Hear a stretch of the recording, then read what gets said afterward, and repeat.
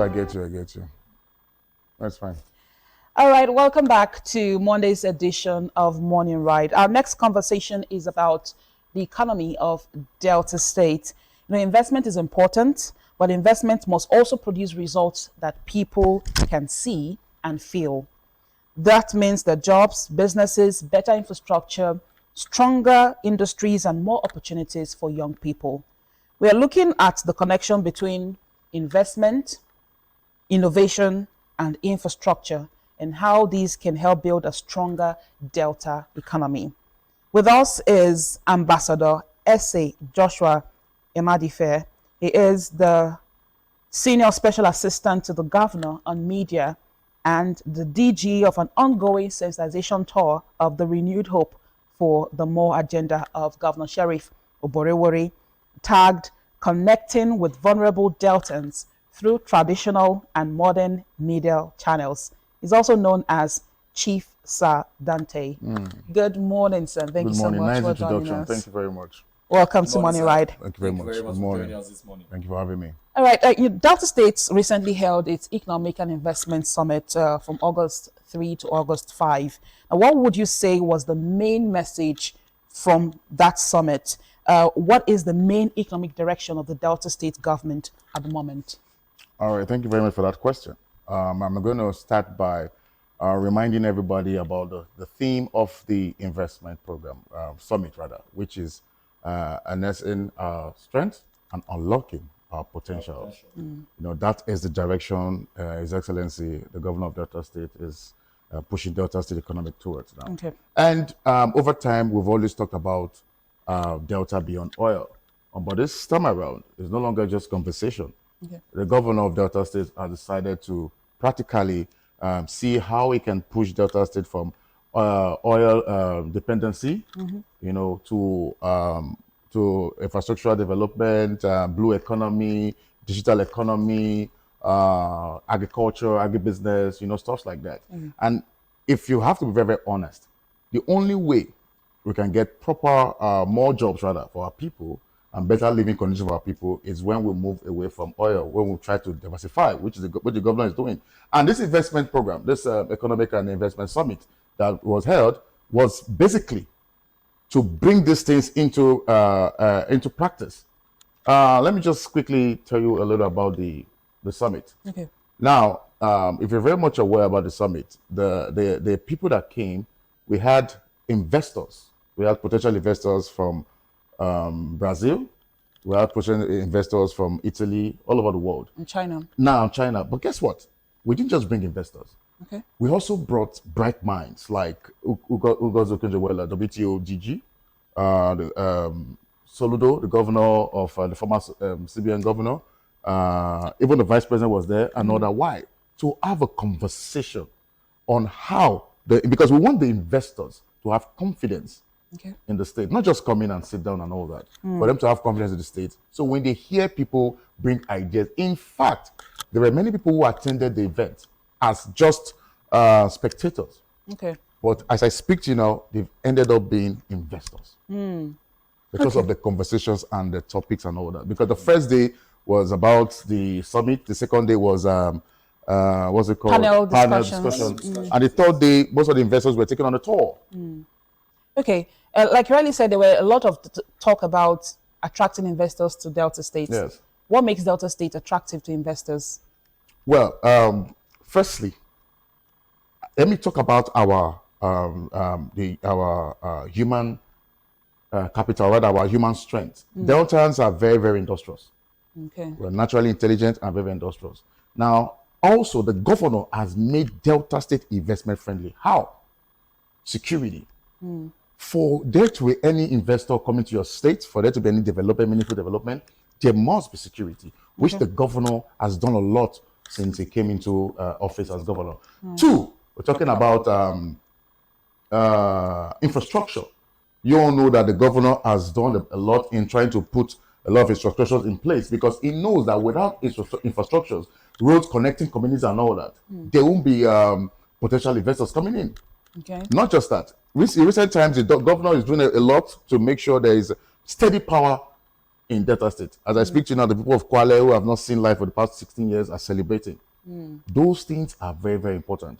And don't forget also, we are trying to attract also the blue economy, because we have about 160 something kilometer coastal line, because we want a situation whereby we can also amplify our trade, water trade, marine logistics, and all that. So Delta State has all it takes for any kind of investor. I'm not talking about agriculture. We have one of the best soils in the world. And don't forget that agriculture is becoming the in thing. So Delta State is now, let me quickly introduce something to you. You must have heard about it before. Now, the other reason why Delta State is also attractive for investors is that the governor did something very strategic. He decided to set aside $100 million, which is called Viability Gap Fund, which basically to de-risk investments. Now, if you are an investor, that alone has shown you that the state is ready to receive you and align with you and work with you. To partner with you. Yes. All right. So, sir, as the Delta State government continues to use the media, your SSA to the governor of media, to use the media to communicate its policies and achievements, what strategies are being put in place to ensure that government information reaches people at the grassroots, right? Especially those in rural communities who may have limited access to digital platforms? You asked the question, you asked the right person the right question. Like when she was introducing me, she said I'm the DG of an ongoing sensitization tour of the Renewed for the More agenda, connecting with vulnerable Deltans through traditional and modern media channels. This question hits you directly. You understand? Yes. And this is what we've been doing since the inception of this government, where we go to vulnerable communities. Like you said, people may not have access to the internet. Because the governor said, my government is for all. Irrespective of your societal status, religious beliefs, or political affiliation. Yes. Now, we go down there. We do what we call traditional media. So you're not left out. The summit, everything that happened at the summit has been taken down to the ordinary Deltans, those that couldn't attend, as far as to mothers and fathers on the farm. There's one thing the governor always believes. The man has, they call him the street general. The reason why they say street general is because it's somebody who grew up from the streets. Understands the streets, yes. It tells you my government is basically to make the ordinary Deltans comfortable, benefit and all that. Yes. So information, and we know information is key, because let me tell you why information is key, especially to those areas you talked about. Without information, these people will not have a sense of belonging, inclusivity in government, and even hope. And that can lead to what we call political blackmail and misinformation, which can also result to communal clashes or whatever. So we'll be doing a lot concerning that. And talking about modern media, where the internet is on fire, the media aides of His Excellency, they are doing a lot. The Commissioner for Information, Honorable Yedu Charles Sanyago, is doing a lot. In fact, we always engage with both local and national TV stations. Okay, now you talked about how hardworking Deltans are. Let's talk about the youth. How can young people key into this economic and innovative drive of the Delta State government? We talked, at the summit. I think it was mentioned at one point that the government should focus on the youth as well. They talked about technology.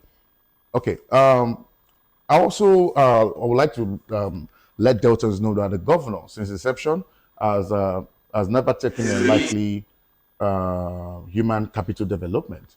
And because of that, there have been a lot of programs that he has rolled out over the years. Talking about science and technology, the Ministry of Science and Technology has done a lot of programs trying to give Deltans IT skills and all that. Because, for instance, if we have investors coming into the country, into the state to invest in tech, our youth will be ready for that. Yes. The governor also has invested seriously in agricultural programs, so that even when these investors come, our youths, our mothers, and not just even youths, but the old and the young will be ready for them. Not just that, we've done a lot of our trainings. The governor does not joke with innovative training and all that, because he knows that in due time, Delta State will become will be a second Lagos, where there'll be a lot of industries, cut across digital economy, agriculture and all that. So the governor has been preparing the youth in advance, waiting for this time. Okay, what about local investors? We talked about attracting investors into the Yeah. state. Well, what about local investors, businesses and entrepreneurs in Delta State? How can they key into this? Now, let me quickly use this innovative opportunity to talk work. about somebody, the CEO of Amity Global Farms Limited. He was present. He owns a very big farm. Yes. He was present. He was live. Now, this is somebody who has been a great employer of labor in Delta State. Many don't know. There's somebody who has over 500 staffs. Now, there's somebody who produces almost every vegetable you know. There's somebody is majorly into poultry as well, piggery and all that. He was there. And now he is also trying to collaborate with some of the investors that came. After that day, a lot of MOUs were signed. Memorandum of Understanding was signed on that day. So you see, the local investors who are serious are also keen in. And advantage. yes, and even the $100 million viability gap fund I spoke about, it's not just for foreign investors. For local investors? Yes, as well? for local investors too. Potential local investors. So everybody's carried along. Everybody's carried along. Okay. All right, for the RICS, you mentioned it like twice now. Yeah. The RICS money on ground, $100 million. US That's dollars. Roughly 133.8 billion naira, Yes. if my math serves me right.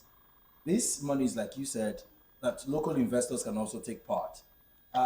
What are can you break down the measures in which local investors can also take advantage of this? Let me say, for instance, if I'm an investor now, a local investor, I have like 100,000 naira, or just like an example, I have like 100,000 naira. I say, okay, what I need is like $1 million naira.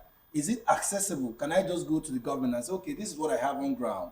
Because the local people are asking, even on radio, they will say, oh, this is what I have on ground. How can I access part of these funds from government? All right. Quickly, I wouldn't want to jump the gun, Okay. because there's a framework for this, which work is still ongoing. Okay. I wouldn't want to say something that I'm Anything not extra? good. Okay, yeah. But there's one thing we must be all well aware of. I'm talking about the local farmers and all that you're talking about. Yes.